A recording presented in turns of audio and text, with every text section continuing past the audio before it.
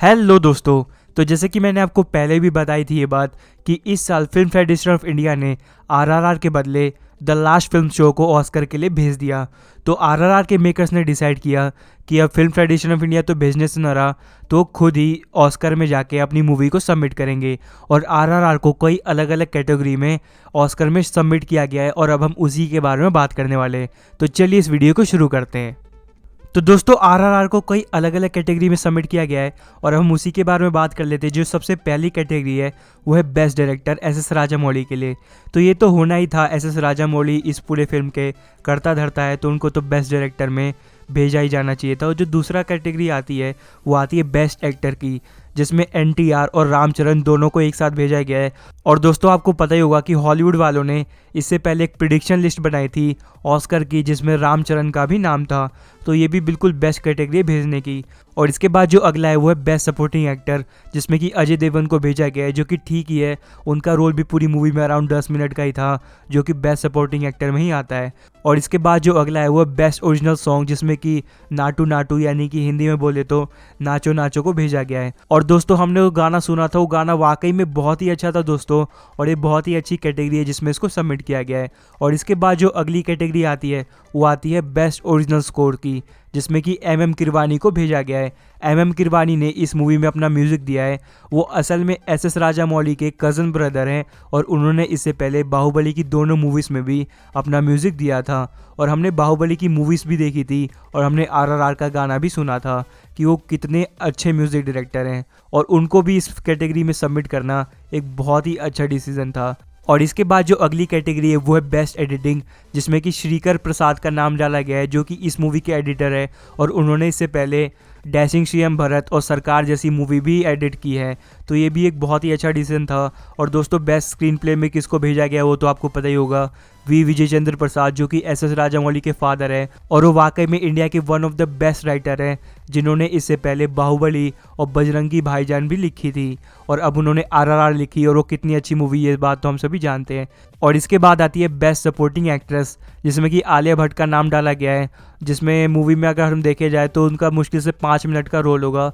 तो best supporting actress भी ठीक ही है, मे बी उनके चांसेस बहुत ही ज़्यादा कम है कि वो नॉमिनेट भी हो। इसके बाद जो अगली कैटेगरी आती है वो है बेस्ट सिनेमेटोग्राफी, जिसमें कि के सेंथिल कुमार का नाम डाला गया है।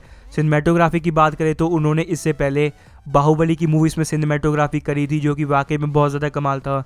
और इसके बाद जो अगला आता है वो है बेस्ट प्रोडक्शन डिज़ाइन, जिसमें कि साबू साइरिल का नाम डाला गया है। साबू साइरिल ने इससे पहले रोबोट और रावण जैसी मूवीज़ में प्रोडक्शन डिज़ाइन किया है। इसके बाद जो अगली कैटेगरी आती है वो है बेस्ट कॉस्ट्यूम डिज़ाइन, जिसमें कि रामा राजमौली का नाम डाला गया है। अगर आपको नहीं पता कि रामा राजमौली कौन है, तो रामा राजमौली एस राजामौली की वाइफ है और उन्होंने इससे पहले बाहुबली में भी कॉस्ट्यूम डिज़ाइन का काम संभाला था। और दोस्तों इसके बाद जो अगली कैटेगरी आती है वो है बेस्ट विजुअल इफेक्ट, जिसमें कि वी श्रीनिवास मोहन का नाम डाला गया है।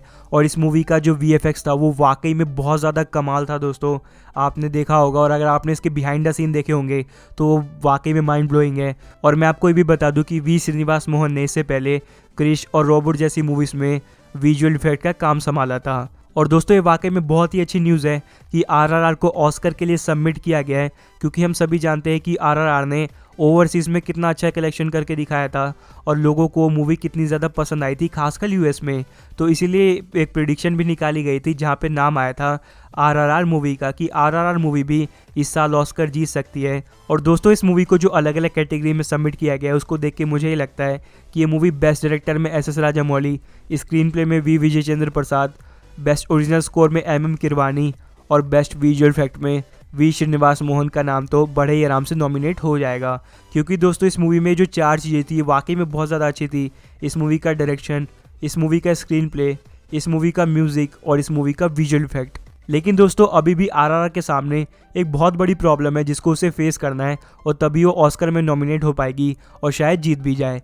वो सबसे बड़ी प्रॉब्लम है कंपटीशन।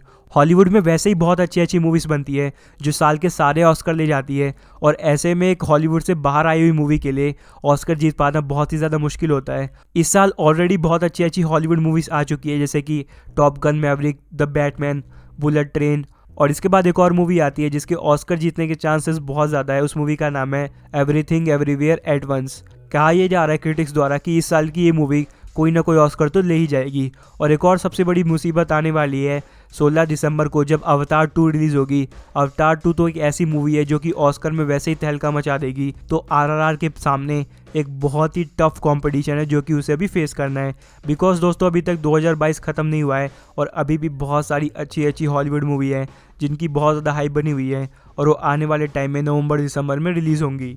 और अगर आरआरआर के मेकर्स ऑस्कर जीतना चाहते हैं तो उन्हें बहुत ज़्यादा फोकस करना पड़ेगा इस मूवी के प्रमोशनल कैंपेन में। इस मूवी का प्रमोशनल कैंपेन बहुत ज़्यादा अच्छा होना चाहिए, तभी आरआरआर कहीं जाके ऑस्कर जीत पाएगी। और अगर डायरेक्टर एस राजामौली सब कुछ छोड़ छाड़ के इस मूवी के प्रमोशनल कैंपेन पे बहुत ज़्यादा ध्यान देते हैं तो डेफिनेटली आरआरआर भी किसी न किसी कैटेगरी में सबमिट होके ऑस्कर जीत सकती है। तो अब बस इस वीडियो में इतना ही। अब अगर आपको वीडियो पसंद आई तो उसे लाइक करें और मेरे चैनल को सब्सक्राइब करके बेल आइकन को प्रेस कर दीजिएगा। Thanks for watching this video. मिलते हैं आपसे अगली वीडियो में, तब तक के लिए बाय।